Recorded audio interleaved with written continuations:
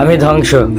এই জীবনে যতটুকু দুঃখ আমি পেয়েছি, সত্যি বলছি, তার এক বিন্দু পরিমাণও বহন করার শক্তি আমার ছিল না। কখনো চাইলেই কাঁদতে পারিনি, কখনো কারো কাঁধে মাথা রেখে বলতে পারিনি আমি ভালো নেই। তাই নিজের ভিতরেই সব জমিয়েছি হাসি মুখের আড়ালে, নীরবতার গভীরে।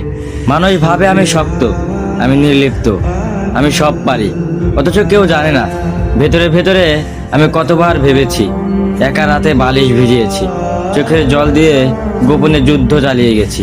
আমি নিজেকে এতবার জোড়া লাগিয়েছি যে এখন নিজের আসল রূপটাই ভুলে গেছি। কখনো ভাবিনি হয়তো এই দুঃখগুলো সামনে নিতে পারবো, হয়তো সময় ঠিক করে দিবে সবকিছু। কিন্তু বাস্তবতা হলো আমি আয়ত্তের বাইরে দুঃখ ধারণ করতে করতে এখন নিজেই ধ্বংস হয়ে গেছি।